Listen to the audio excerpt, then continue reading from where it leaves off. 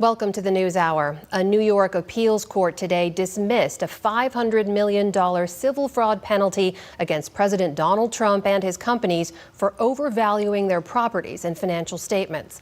In the ruling, the judges upheld the fraud judgment, but said, quote, the $500 million to the state of New York is an excessive fine that violates the Eighth Amendment of the United States Constitution. The case centers on allegations that Mr. Trump misled banks and insurers by inflating or deflating the value of his assets when it suited him and exaggerated his net worth by billions of dollars.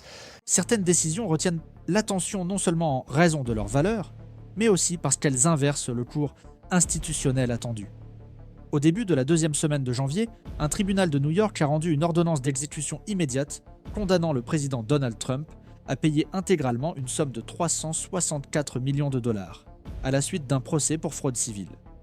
La décision, rendue par un juge d'État chargé de superviser la phase finale du procès, a éliminé toute possibilité de paiement échelonné, de négociation ou de report. L'instruction était claire. Paiement immédiat, sans concession. Cet épisode, bien qu'ancré dans une procédure judiciaire qui dure depuis des années, s'est écarté de la norme habituelle en interrompant brusquement la série de recours et de manœuvres qui caractérisaient fort la défense du défendeur, déclenchant un mécanisme de coercition rarement activé dans les affaires civiles. L'impact de cet épisode ne s'est pas limité à ce qui s'est passé dans la salle à ce moment-là. L'ordonnance judiciaire redéfinit les limites de la tolérance institutionnelle face au report des jugements dans les affaires très médiatisées. L'origine de l'affaire remonte à la procédure engagée par le procureur général de New York qui a accusé Trump et son organisation d'avoir régulièrement gonflé la valeur de leurs actifs immobiliers afin d'obtenir des avantages indus auprès d'institutions financières. Le procès en première instance, qui s'est achevé l'année dernière, a abouti non seulement à une condamnation pour fraude, mais aussi à des sanctions structurelles qui affectent directement la capacité opérationnelle de Trump dans le milieu des affaires new-yorkais. Parmi les sanctions déjà confirmées figure l'interdiction d'exercer des fonctions de direction dans des entreprises de l'État et l'impossibilité d'accéder à des lignes de crédit provenant de banques soumises à la réglementation locale. Après l'appel, la Cour supérieure a maintenu l'essence de la condamnation, reconnaissant la fraude, mais a revu à la baisse le montant initial de l'amende qui dépassait les 500 millions de dollars. Cette révision n'a toutefois pas modifié le fond de la décision judiciaire. Il y a eu un comportement frauduleux ayant un impact financier mesurable. Ce qui marque le nouveau tournant dans cette affaire, c'est l'abandon de la logique procédurale la plus courante, selon laquelle les ordonnances de cette ampleur s'accompagnent généralement de délais, de calendriers et de marges pour les ajustements patrimoniaux. Selon des sources proches de l'équipe juridique de la défense, on s'attendait à ce que l'audience serve à négocier les étapes de paiement, compte tenu de la nature des actifs de Trump, principalement immobilisés dans des biens immobiliers. Cette attente a été déçue. La réponse du tribunal a été la plus directe possible. Paiement intégral et immédiat, sous peine de mesures coercitives supplémentaires. C'est à ce stade que l'affaire cesse d'être un simple conflit entre les parties et commence à tester l'efficacité des instruments juridiques d'exécution. Le juge a précisé que le non-respect de l'ordonnance pourrait entraîner des mesures plus sévères, y compris, en dernier recours, l'ouverture de procédures pour désobéissance judiciaire. Bien que rares, ces dispositifs ne sont pas hors du champ d'application légale dans les litiges civils, en particulier lorsqu'il y a des indices d'obstruction. La surprise institutionnelle autour de cette décision a été amplifiée par la façon dont elle a rompu avec une attente générale de prolongation. Les commentaires des analystes juridiques et politiques ont souligné le caractère inhabituel de la position de la Cour, notamment en ce qui concerne l'épuisement de sa patience face aux stratégies dilatoires. Ce changement de position, signalé par une décision d'exécution directe, indique une possible nouvelle phase dans la manière dont le pouvoir judiciaire traite les personnalités publiques impliquées dans des litiges prolongés. Pour de nombreux observateurs, cette décision marque un tournant en conditionnant la légitimité institutionnelle au respect rapide des ordonnances judiciaires, même lorsqu'elles concernent des acteurs capables d'influencer la perception publique du système. L'exigence du paiement intégral d'une somme de cette ampleur remet en question la liquidité réelle des opérations commerciales de Trump, même si ces biens sont largement présentés comme représentatifs d'un empire financier. La conversion de ces actifs en ressources disponibles dépend de processus lents et, dans de nombreux cas, soumis à des litiges parallèles. Des propriétés telles que la Trump Tower, Mar-a-Lago et plusieurs terrains de golf sont confrontés à des obstacles juridiques et contractuels qui rendent difficile leur mobilisation immédiate. L'absence de liquidité peut donc déclencher des mécanismes d'exécution patrimoniale, tels que la saisie de biens, le blocage de comptes ou même des ventes aux enchères judiciaires. Outre leur aspect opérationnel, ces mesures ont une valeur importante, car elles touchent directement le capital image, qui soutient la trajectoire politique et entrepreneuriale du président. Le moment choisi pour imposer cette mesure amplifie également son effet politique. Trump fait simultanément face à d'autres actions en justice, notamment des appels liés à l'affaire des paiements indus versés à une ancienne actrice de films pour adultes, ainsi qu'à des procès qui remettent en question sa conduite pendant son mandat. La superposition des fronts juridiques crée un effet de surcharge institutionnelle qui affaiblit sa capacité de réponse coordonnée. C'est dans ce contexte que l'affaire prend de l'ampleur, car elle cesse d'être une simple question financière pour interférer dans les sphères politiques, électorales et communicationnelles. La manière dont la défense parviendra, ou non, à répondre aux exigences imposées par le tribunal dans les prochains jours pourrait redéfinir à la fois la marge de manœuvre entrepreneuriale de Trump et sa propre image publique en tant que gestionnaire prospère. Ce type d'épisode aide à comprendre pourquoi des analyses continues et contextualisées deviennent de plus en plus importantes. Ce qui semble être une décision ponctuelle révèle souvent des changements plus profonds dans les rouages institutionnels. Suivre ces signaux peut faire la différence dans la compréhension du scénario politique actuel. À partir du moment où le tribunal de New York a ordonné l'exécution immédiate de l'amende pour fraude civile contre Donald Trump, l'affaire a cessé de se limiter à un conflit juridique spécifique et a commencé à mobiliser des structures plus larges du système. La décision n'a pas été prise de manière isolée ni sans fondement normatif. Au contraire, elle s'appuie sur des dispositions légales prévues dans le Code de procédure civile de l'État qui autorisent l'exécution forcée des jugements lorsque les voies de recours ordinaires ont été épuisées ou lorsqu'il existe un risque de dépouillement patrimonial. La nature de la sanction, combinée à l'absence de possibilité de paiement échelonné, a soulevé des questions sur ce qui a conduit le juge à adopter une approche aussi incisive. C'est dans ce contexte que entrent en scène les éléments parallèles de l'affaire, tels que les reports successifs, les mouvements de transfert d'actifs déjà identifiés dans d'autres actions, et les signes de résistance institutionnelle à l'idée que les personnalités publiques doivent être traitées avec une déférence procédurale au-delà de ce qui est prévu par la loi. À partir de là, l'interprétation de l'épisode passe du domaine strictement juridique à un domaine plus dense, où les normes d'application de la loi, la crédibilité institutionnelle et la perception publique de la justice convergent. L'action du procureur général de l'État tout au long de la procédure est un élément fondamental de cette convergence. Laetitia James, titulaire du poste, a structuré l'accusation sur un ensemble de preuves documentaires comprenant des déclarations fiscales, des rapports d'évaluation immobilière et des communications internes de la Trump Organization. L'accusation soutenait que les valeurs des actifs déclarés variaient de manière stratégique en fonction de l'objectif. Elles étaient gonflées pour obtenir des crédits et sous-évaluées à des fins fiscales. Ce type de pratique, bien que relativement connu dans le monde des affaires, a pris une importance particulière lorsqu'il s'est imposé comme une norme récurrente, avec un impact financier et institutionnel mesurable. Le jugement en première instance a reconnu cette norme et a appliqué des sanctions qui allaient au-delà de la réparation financière, touchant la structure décisionnelle de l'entreprise. Les interdictions d'exercer des fonctions de direction et d'obtenir des crédits bancaires dans l'État de New York n'ont pas été présentées comme des sanctions, mais comme des mécanismes de protection du marché contre des comportements considérés comme préjudiciables à l'intégrité du système financier. Cette interprétation a été maintenue par la Cour d'appel, qui a validé le fond de la condamnation. La réduction du montant de l'amende n'a pas été interprétée comme un renversement de la thèse centrale, mais comme un ajustement technique de la méthode de calcul des dommages. Le maintien du verdict a eu pour effet pratique de renforcer la légitimité de l'action du procureur général et de consolider l'argument selon lequel il y avait effectivement eu violation des règles du marché financier de l'État.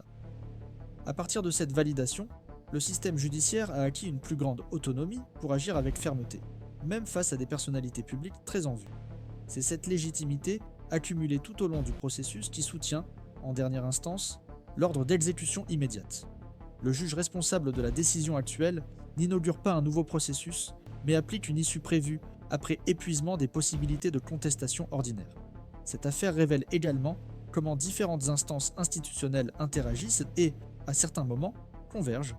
L'autorité du pouvoir judiciaire de l'État de New York, pour imposer des sanctions à des individus pour des pratiques frauduleuses, s'appuie sur une série de précédents, même si peu d'entre eux ont atteint un tel niveau de visibilité publique. Mais ce qui rend cet épisode singulier, c'est la convergence entre la sphère judiciaire, l'impact réglementaire et le reflet politique. L'exécution de l'ordonnance implique par exemple la mobilisation de mécanismes de saisie et de vente aux enchères judiciaires qui impliquent le système bancaire, les registres publics et, éventuellement, les agences de régulation du secteur immobilier. Chaque étape de cette chaîne dépend du fonctionnement coordonné de structures qui, bien qu'indépendantes, opèrent dans un même cadre normatif. La coopération entre ces instances est ce qui permet, dans la pratique, l'exécution de l'ordonnance judiciaire. En outre, cet épisode met en évidence un changement plus large dans le traitement juridique des acteurs politiques impliqués dans des litiges patrimoniaux. Il ne s'agit pas d'un cas isolé, mais d'un processus d'ajustement institutionnel déjà en cours. D'autres affaires impliquant des personnalités publiques de premier plan ont suscité, ces dernières années, des réactions plus fermes de la part des juridictions étatiques et fédérales, en particulier lorsque des tentatives de contournement des dispositions légales par des manœuvres procédurales ou des reports successifs ont été identifiées. Cette tendance s'appuie à la fois sur des réformes législatives qui ont élargi le champ de la responsabilité civile et sur des décisions antérieures qui ont réaffirmé l'autorité du pouvoir judiciaire dans la protection de l'intégrité des procédures. En ce sens, on peut considérer que l'affaire Trump s'inscrit dans une tendance plus longue de renforcement institutionnel de la réponse judiciaire face à la résistance à l'application immédiate de sanctions. Le fonctionnement des institutions bancaires est également directement impliqué. Le blocage de l'accès au crédit dans les banques relevant de la juridiction de l'État de New York affecte la capacité de Trump à restructurer son passif de manière conventionnelle. Le système financier fonctionne selon des règles de conformité qui rendent difficile le déblocage de fonds pour les personnes ayant des antécédents de fraude confirmés par une décision judiciaire, en particulier sur les marchés réglementés comme celui de New York. La restriction des nouvelles lignes de crédit rend difficile la mobilisation de garanties, la renégociation des dettes existantes et la levée de fonds pour amortir les sanctions. Dans la pratique, cela réduit les options de liquidité et oblige à réaliser des actifs fixes à court terme. Ce type d'impact financier se répercute non seulement sur l'individu, mais aussi sur l'écosystème entrepreneurial qui l'entoure, qui se retrouve à opérer dans l'incertitude d'actifs compromis et de flux de capitaux instables. Dans ce scénario, l'action du système judiciaire prend une importance supplémentaire. Il ne s'agit pas seulement d'appliquer des sanctions, mais de garantir que le mécanisme de responsabilisation fonctionne efficacement, même dans des situations complexes. Le recours à l'exécution immédiate comme instrument de coercition financière vise à renforcer ce rôle. La jurisprudence, sur des affaires similaires est rare, mais pas inexistante. Dans des procès impliquant des fraudes commerciales à grande échelle, les tribunaux d'État ont déjà autorisé des mesures d'exécution extraordinaires lorsqu'ils ont identifié un risque imminent de dilapidation du patrimoine. Ces précédents offrent un soutien normatif à la décision actuelle, bien que la dimension politique de l'affaire impose un examen public plus approfondi. L'intersection entre la sphère judiciaire et la visibilité médiatique augmente la sensibilité institutionnelle, rendant chaque décision susceptible d'avoir des répercussions nationales et, dans de nombreux cas, internationales. C'est précisément ce type de dynamique qui rend essentielle l'analyse continue des développements. Le rythme des procédures peut être technique, mais leurs effets dépassent le cadre juridique. Pour ceux qui suivent la scène institutionnelle américaine, comprendre ces liens aide à cartographier non seulement les décisions ponctuelles, mais aussi les vecteurs de changement systémique.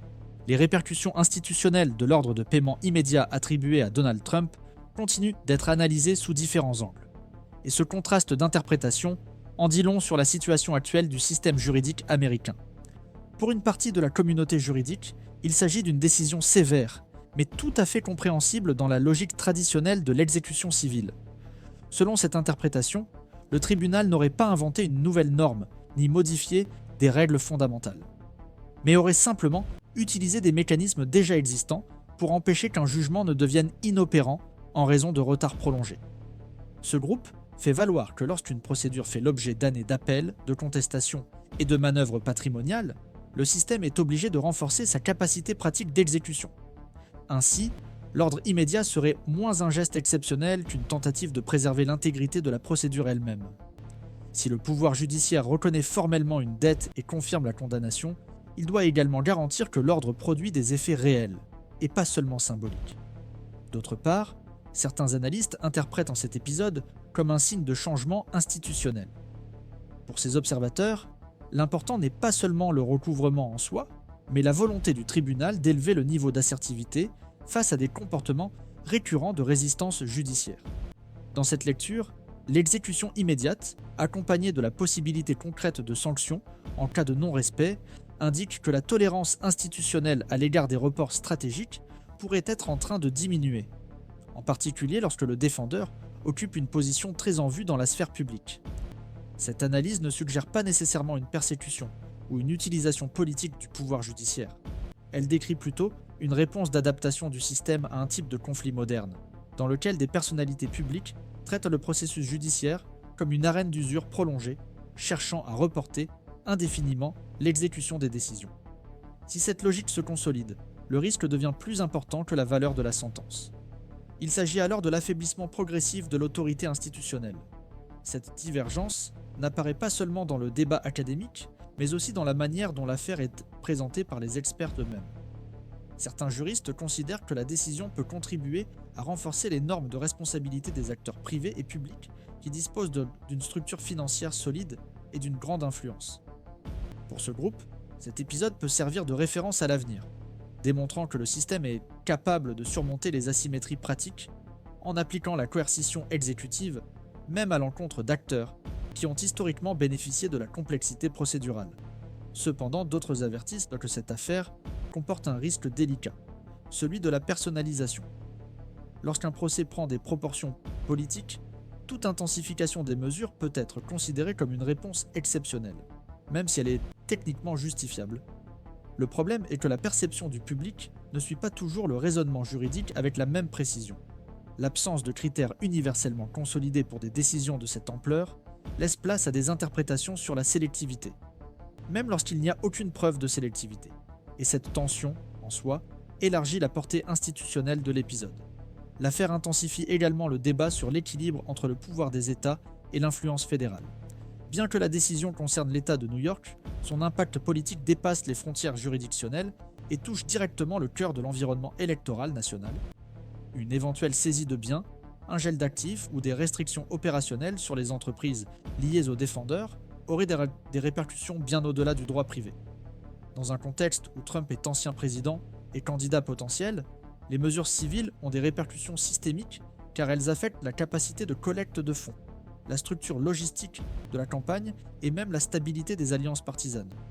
C'est pourquoi cette affaire est suivie non seulement comme un processus juridique, mais aussi comme un facteur susceptible d'influencer les décisions stratégiques de différents acteurs politiques. L'exécution ne modifie pas formellement l'éligibilité électorale, mais elle peut modifier les conditions réelles de fonctionnement d'une candidature. Un autre axe important concerne l'impact symbolique. Au fil des décennies, Trump s'est construit une image publique associée à la domination financière, à l'expansion de son patrimoine et à sa capacité à imposer son contrôle sur les crises. Une exécution immédiate liée à une fraude porte directement atteinte à ce discours.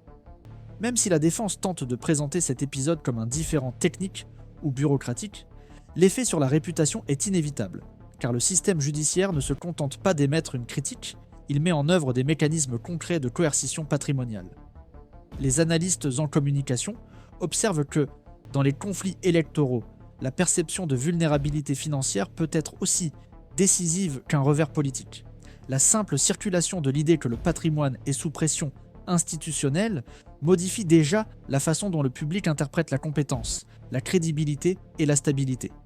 Et ces effets sont souvent cumulatifs, amplifiant les bruits et affaiblissant les défenses narratives à des moments clés. L'incertitude quant aux prochaines étapes intensifie encore davantage la tension. L'ordre de paiement immédiat n'est qu'une étape, pas une conclusion. En cas de non-respect des délais, le tribunal peut autoriser des mécanismes supplémentaires, tels que des saisies, le blocage de comptes et la liquidation forcée d'actifs. Il existe également la possibilité d'une escalade procédurale, s'il est estimé qu'il y a eu non-respect délibéré. Le problème est que, dans ces circonstances, le système fonctionne par décisions successives, souvent à un rythme accéléré. Cela crée un scénario instable, dans lequel la défense ne contrôle pas entièrement le temps ni le récit, car de nouveaux développements peuvent survenir rapidement, transformant un litige qui semblait technique en une crise politique à court terme. C'est pourquoi cet épisode continue d'être interprété comme plus qu'une simple affaire civile. Pour certains, il représente un test de l'efficacité du pouvoir judiciaire de l'État, capable d'exécuter des décisions contre tout accusé, quel que soit son statut. Pour d'autres, il révèle un défi institutionnel. Comment appliquer la rigueur dans des cas exceptionnels sans donner l'impression d'exceptionnalisme? Entre ces interprétations, le point central demeure. Le système juridique américain est observé en temps réel, non seulement pour les décisions qu'il impose, mais aussi pour la manière dont il maintient la cohérence, la prévisibilité et l'équilibre sous la pression publique. Et c'est précisément à cette intersection entre technique et politique que l'affaire prend toute son importance. Dans des situations comme celle-ci, les faits comptent, mais les interprétations comptent presque autant. La manière dont les institutions mènent l'exécution, justifient leurs actes et réagissent aux tentatives de résistance détermine non seulement le résultat de la procédure, mais aussi le précédent culturel et institutionnel qui restera pour les conflits à venir. Cela explique pourquoi l'affaire reste ouverte et fait l'objet d'un débat public, académique et politique, susceptible d'influencer non seulement un accusé en particulier, mais aussi la manière dont le système sera perçu lorsqu'il sera confronté à des défis similaires.